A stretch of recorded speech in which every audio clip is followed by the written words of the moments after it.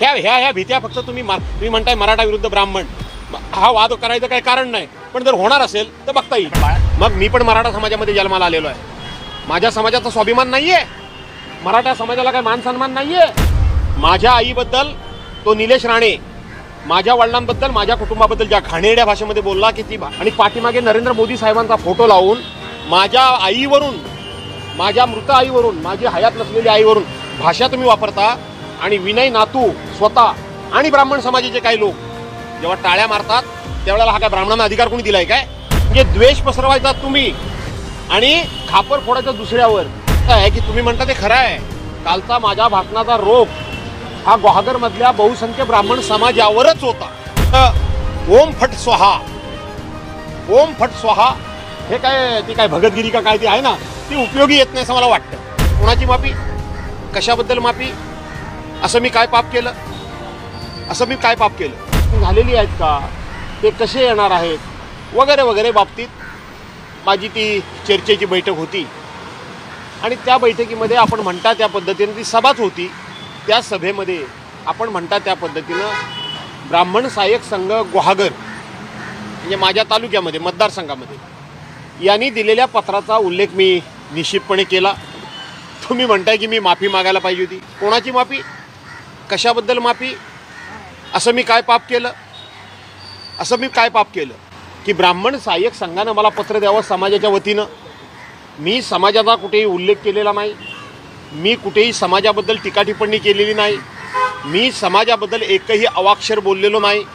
अशा वेळेला भारतीय जनता पार्टीनं बहुसंख्य, तुम्ही ब्राह्मण समाजाचे लोक हे भारतीय जनता पार्टीचे बहुसंख्य मी म्हणतोय, म्हणून तुम्ही त्यांनी समाज म्हणून तुम्हाला पुढं केलं आणि तुम्ही माझ्या निषेधाचं पत्र लिहिता काही कारण नसताना. मग मी तुम्हाला सोडेन, मग माफी कसली मागायची? नाही, पण तुम्ही तिथे माफी मागितली नाही असं तुम्ही म्हणताय. माफी मागण्याचा प्रश्न येत नाही, पण काल जे तुमचं भाषण होतं साधारणपणे 1-1.25 तासाचं ते भाषण होतं, त्यामध्ये थेट रोग जो होता तो ब्राह्मण समाजावर होता. अनाजी पंत तुम्ही ब्राह्मणांना म्हणाल, म्हणजे एक प्रकारे द्वेष पसरवला जात असल्याचं काही नेते म्हणतात. असं आहे की तुम्ही म्हणता ते खरं आहे. कालचा माझ्या भाषणाचा रोग हा गुहागरमधल्या बहुसंख्य ब्राह्मण समाजावरच होता. जो होता तो होताच, मी नाही म्हणणार नाही. ब्राह्मण समाज म्हणून मला पत्र का दिलं? तुम्ही पक्ष म्हणून पत्र द्यायचं. समाजामध्ये द्वेष मी नाही पसरवत आहे, हे जे ब्राह्मण सहाय्यक संघाचे लोक आहेत हे पसरवत आहेत. मी कसा पसरवेन? त्यांनी समाज म्हणून पत्र का दिलं मला? त्यांनी पक्ष म्हणून पत्र द्यायचं. माझी सभा होती ती पक्षीय होती, समाज म्हणून नव्हती. मग मी पण मराठा समाजामध्ये जन्माला आलेलो आहे.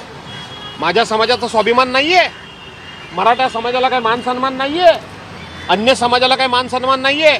म्हणजे द्वेष पसरवायचा तुम्ही आणि खापर फोडायचं दुसऱ्यावर, हे आता दिवस संपलेले आहेत. आणि म्हणून द्वेष पसरवायचं काम हे ब्राह्मण समाजानं गुहागर तालुक्यातल्या समाजाच्या वतीनं पत्र देऊन केलं. आणि म्हणून मी सरळ गुहागर तालुका ब्राह्मण समाज संघाला त्या ठिकाणी जे बोललो ते समाज म्हणूनच बोललो. तुम्ही म्हटलं की भाजपला अनेक वेळा किंवा तिथल्या स्थानिक नेत्यांनी अनेक वेळा संपवायचा किंवा माझं नेतृत्व संपवण्याचा प्रयत्न केला, परंतु आता भाजप ब्राह्मणांना पुढे करून मला टार्गेट करण्याचा प्रयत्न करतो. मी तुम्हाला तेच सांगतोय, राजकीय वादामध्ये ब्राह्मण सहाय्यक संघानं पत्र द्यायचं कारण काय, माझा निषेध करायचं कारण काय? ती राजकीय सभा होती, राजकारणाला राजकारणानं उत्तर द्यायचं. विनय नातू ब्राह्मण समाजातले आहेत. माझ्या आईबद्दल तो निलेश राणे माझ्या वडिलांबद्दल माझ्या कुटुंबाबद्दल ज्या घाणेरड्या भाषेमध्ये बोलला की ती भाषा कोणालाही शोभणारी नाही. ही तुम्हाला भारतीय जनता पार्टी सभ्य पार्टीना, सुसंस्कृत पार्टीना, सुसंस्कारित पार्टीना तुम्ही लोकांना ज्ञान शिकवता, तुम्ही लोकांना सभ्यतेच्या गोष्टी सांगता आणि पाठीमागे नरेंद्र मोदी साहेबांचा फोटो लावून माझ्या आईवरून, माझ्या मृत आईवरून, माझी हयात नसलेली आईवरून भाषा तुम्ही वापरता. आणि विनय नातू स्वतः आणि ब्राह्मण समाजाचे काही लोक जेव्हा टाळ्या मारतात त्यावेळेला हा काय ब्राह्मणांना अधिकार कोणी दिलाय काय? दुसऱ्याच्या आई बहिणीचा उद्धार करायचा आणि त्यांनी सहन करायचा. हा ब्राह्मण म्हणून तुम्ही आणलात वाद. मी तेव्हा कधीही ब्राह्मण समाजाचा निषेध केलेला नाही. मी त्यावेळेला ब्राह्मण समाजाला कुठल्याही प्रकारचं पत्र दिलेलं नाही. तुम्ही स्वतःला सुसंस्कारित समजता, त्यावेळेला का तुम्ही मला पत्र लिहिलंच नाही? पण भास्कर जाधव त्या व्यासपीठावर ज्या पद्धतीनं शब्द वापरले गेले आणि आमच्या ब्राह्मण समाजातले नेते विनय नातू आणि बाकीच्यांनी टाळ्या वाजवला आम्हाला ब्राह्मण समाजाला हे आवडलेलं नाही, आम्ही त्याचा निषेध करतो. हे पत्र का नाही तुम्ही दिलं? कोणाला शिकवता तुम्ही या तत्वज्ञानाच्या गोष्टी आणि संस्काराच्या? आता ब्राह्मण समाज पुन्हा आक्रमक झाला, ते म्हणते की पुन्हा भास्कर जाधव जिल्हा परिषदेमध्ये किंवा इतर स्थानिक स्वराज्य संस्थांमध्ये त्यांचे कसे निवडणूक जिंकून येतात हे आम्ही पाहू. आणि तुमच्या मतदारसंघात ब्राह्मण समाज मोठ्या प्रमाणात असल्याचं पाहायला मिळत आहे. एकंदरीत तुम्ही या सगळ्याकडे कसं बघता? मी सगळ्या ब्राह्मण समाजाच्या विरोधात नाही, मी सगळा ब्राह्मण समाज माझ्या विरोधात नाही. पहिली गोष्ट, ते ब्राह्मण सहाय्यक संघाने जे पत्र लिहिलेलं आहे त्याच्यामध्ये माझ्याबरोबर असलेले ब्राह्मण समाजाच्या लोकांचा पण उल्लेख केलेला आहे.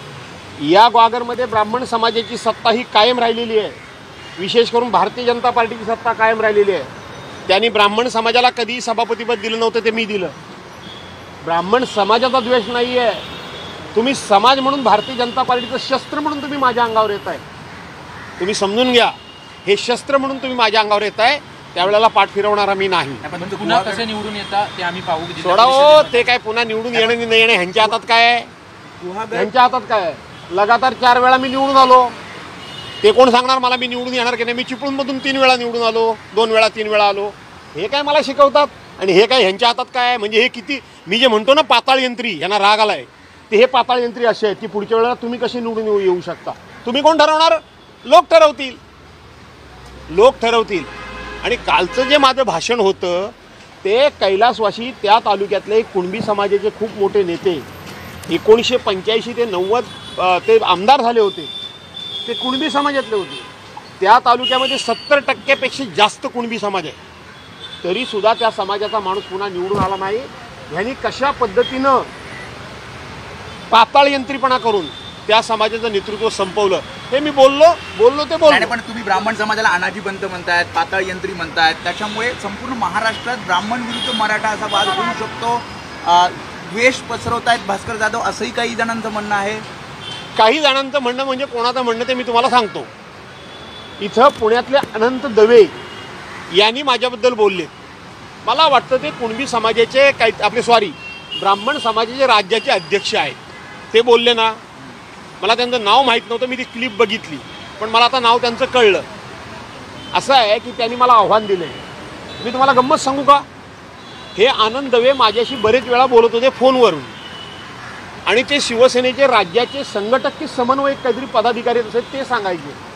आणि म्हणून आपण कसं शिवसेना पुढे नेली पाहिजे असं ते मला सांगायचे. परवांच्या दिवशी 2 दिवसापूर्वी त्यांनी मला फोन केला. लगातार फोन करायला लागले की भास्करराव, ते असं असं झालं आहे, तुम्ही ते काय असं बोललेले नाही आहेत. मी ते सगळं ऐकलं. त्याच्यामध्ये कुठेही ब्राह्मण या शब्दाचा उल्लेख नाही, ब्राह्मण या जातीचा उल्लेख नाही. तरीसुद्धा हे आमचे लोक असं पत्र वगैरे देत आहेत. आणि म्हणून त्याच्यावर तुम्ही एक बाईट तयार करूया, खुलासा करा, मला एक बाईट तुमचा तयार करून पाठवा. दवे म्हणाले, जो आता जो फोटो दिसतोय ते दवे असतील तर दवेच आहेत ते म्हणाले. मी म्हटलं ठीक आहे, काही हरकत नाही, मी काय कोणाबद्दल बोललोच नाही, चुकीचं आपण करू. मी त्यांना असं ते मला पुन्हा त्यांनी फोन केला. म्हटलं मी एक काम करतो, उद्या मी पुण्यामध्ये येतोय, 10 तारखेला मी पुण्यामध्ये येतोय. तुम्ही मी बसू, भेटू. बरेच दिवस बोललो पण नाही, म्हणजे कोण आहे तो, आपण फोनवर बोलतोय पण आपण एकमेकाला असं कधी भेटल्याचं मला आठवत नाही. त्यामुळं आपण समोरासमोर भेटू आणि तुम्ही माझा बाईट घ्या. त्यांनी मला पुन्हा 10 तारखेला फोन केला. मला डाऊट आला, मला शंका आली. मी त्यांना विचारलं, तुम्ही मला जे या ठिकाणी माझा जो बाईट घेणार आहात तो कोणत्या कपॅसिटीमध्ये घेणार आहात?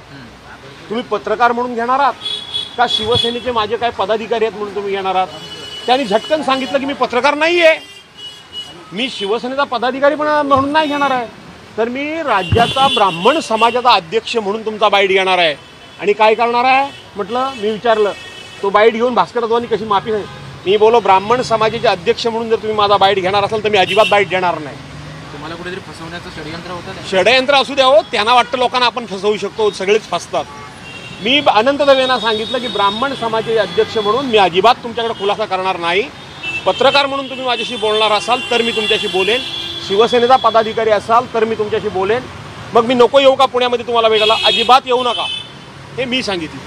त्यामुळे ते जे म्हणतायत ना संपूर्ण राज्यामध्ये ह्या भीत्या फक्त तुम्ही म्हणताय मराठा विरुद्ध ब्राह्मण, हा वाद करायचं काही कारण नाही. पण जर होणार असेल तर बघता येईल. पण बाळासाहेबांनी कधी जातीपातीचं राजकारण केलं नाही आणि त्यामुळे तुम्ही शिवसेनेचे ज्येष्ठ नेते आहात. मला तुम्हाला पुन्हा तेच सांगायचं आहे. मी जातीचा उल्लेख कुठे केला तो सांगा ना.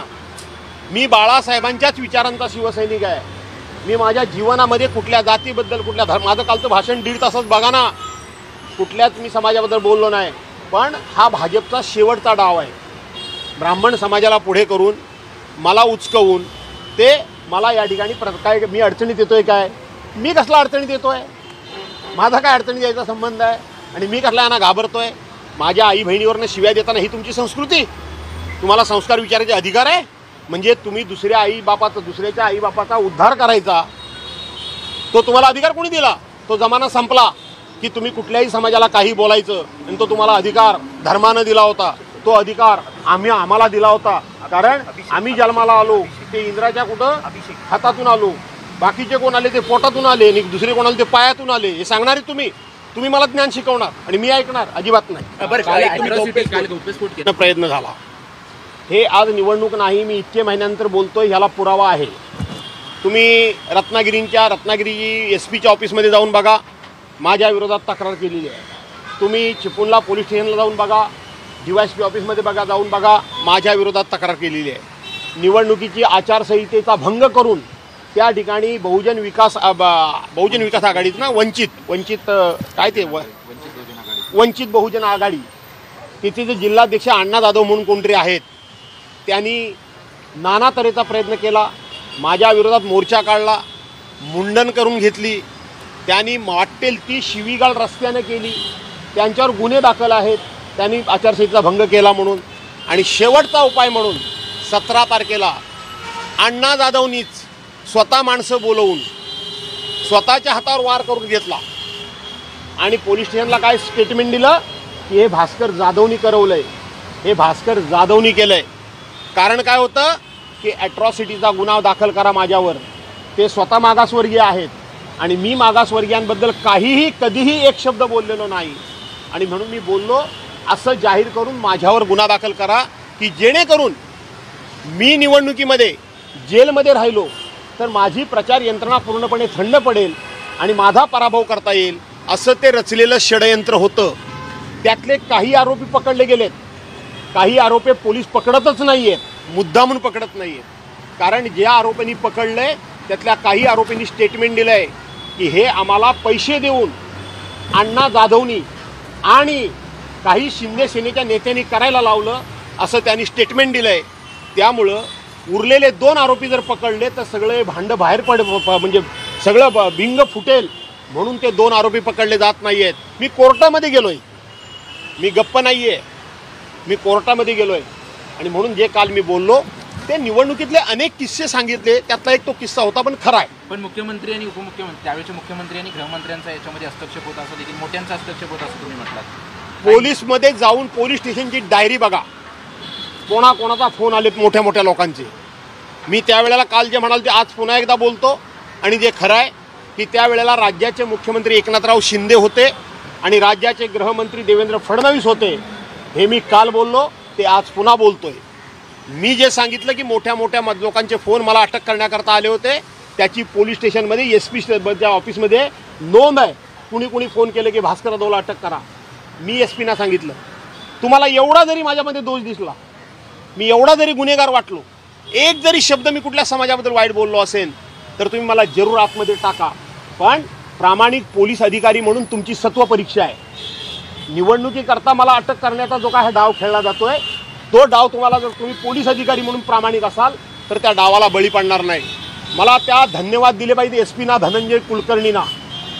त्यांनी स्पष्टपणे ज्यांचे फोन येत होते त्यांना सांगितलं, आजपर्यंत मी नाना तऱ्हेची चौकशी केली परंतु कुठेही भास्कर जाधवनी अशी सभा घेतलेली नाही, भास्कर जाधवनी असं कुठलंही वक्तव्य केलेलं नाही. आणि जोपर्यंत त्यांच्यावर कुठलाही एखादा पुरावा मिळत नाही तोपर्यंत मी त्यांना अटक करणार नाही. ही वस्तुस्थिती आहे. अप्रत्यक्षपणे मुख्यमंत्री आणि गृहमंत्री कोणी करत होते असं तुमचं म्हणणं? सरकार हे एकनाथ शिंदे आणि देवेंद्र फडणवीसांचं त्यावेळेला होतं. ही वस्तुस्थिती आहे. सर, अनेक प्रयत्न करून म्हणजे पालकमंत्रीपदासाठी एकनाथ शिंदे यांनी अनेक प्रयत्न केलेले होते, तरी देखील 15 ऑगस्ट रोजी ध्वजारोहण करण्याचा अधिकार अदिती तटकरे यांना देण्यात आलेला आहे. कसं पाहता? असं आहे, आज कॅबिनेटला नाही आहे. आज एकनाथ शिंदे कॅबिनेटला पण नाहीत आणि स्वतः मंत्री भरत गोगावले दिल्लीत जाऊन बसले. मी सांगू का, आज एकनाथ शिंदेंचं चारी बाजूनं ह्युमिलेशन ज्याला म्हणतात, त्यांना चारी बाजूनं अशी वातावरण निर्मिती करायची चालली की त्यांनी स्वतःहून यातून बाहेर पडावं. आज भारतीय जनता पार्टीला एकनाथ शिंदेच्या पाठिंब्याची गरज नाही. एकनाथ शिंदेनी पाठिंबा आहे तर अजित पवारांची गरज नाही. पण अजित पवार खूप चलाकीनं वागतायत. त्यांनी आपलं भाजपाला असं काही पकडून ठेवलंय, कदाचित ती मग इरिगेशनची फाईलसुद्धा त्याला जबाबदार असेल, कारण असेल, पण त्यांनी पकडून ठेवलंय. आणि म्हणून एकनाथ शिंदेना बाजूला कसं करता येईल अशा पद्धतीने ही भारतीय जनता पार्टीची चाल आहे. त्यांनी कोणाला द्यावं झेंडावंदनाचा अधिकार नाही, कोणाला देऊ नये याच्याशी मला देणं घेणं नाही. पण एकनाथ शिंदेंचा जर मान सन्मान राखायचाच असता तर गेल्या वेळेचं झेंडावंदन हे आदिती तटकरेंना त्यांनी अधिकार दिला.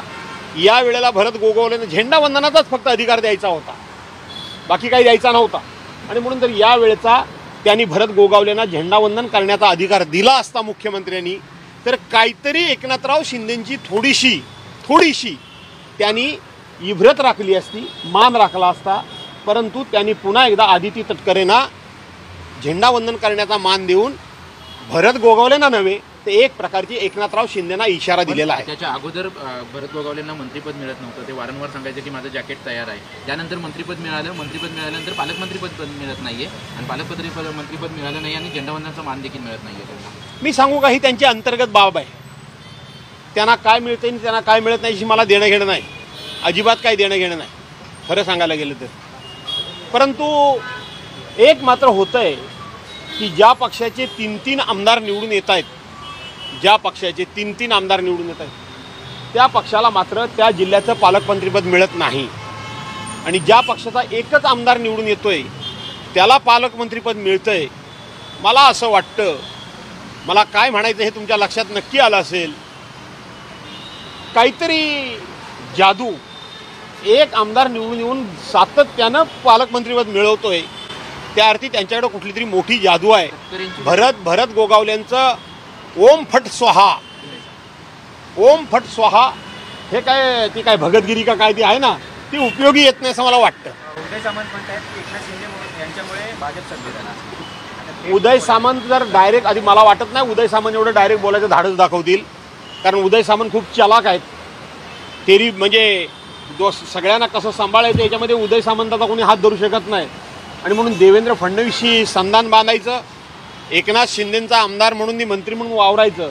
पण जर उदय सामंत बोलले असतील जर की एकनाथ शिंदेंमुळं हे आताचं विद्यमान सरकार निवडून आलं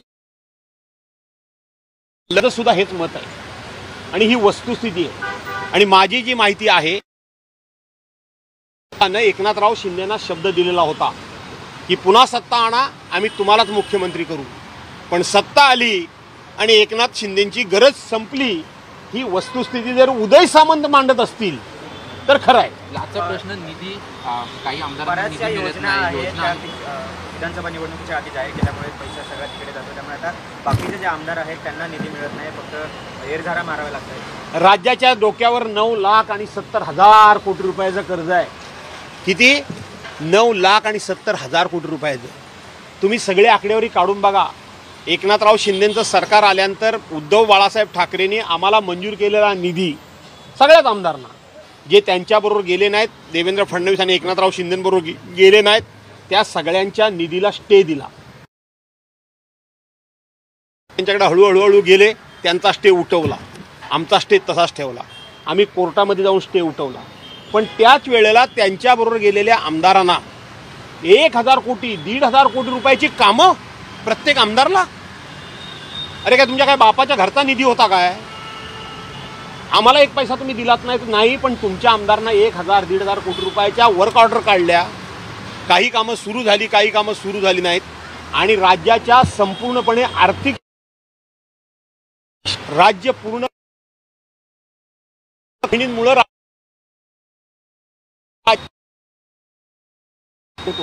ते लाडक्या बहिणींना फसवण्याकरता म्हणून सातत्यानं लाडक्या बहिणींच्याकडं बोट दाखवलं जातंय. परंतु यांनी वारे माप अशा पद्धतीनं आपल्याला सपोर्ट करणाऱ्या आमदारांना पैसे दिले. मी तुम्हाला एक छोटं उदाहरण सांगू का? मुख्यमंत्री ग्राम सडक योजनेतून माझ्यासारखा आमदार जो उद्धव बाळासाहेब ठाकरेंबरोबर राहिला, आमचा वैभव नाईक सारखा आमदार उद्धव बाळासाहेब ठाकरेंबरोबर राहिला, आम्हाला एक किलोमीटर पण रस्ता दिला नाही मुख्यमंत्री ग्राम सडक योजनेतून. आणि त्यांच्याबरोबर राहिलेल्या आमदारांना 150 किलोमीटर 200 किलोमीटर रस्त्याची डांबरीकरणं मंजूर केली.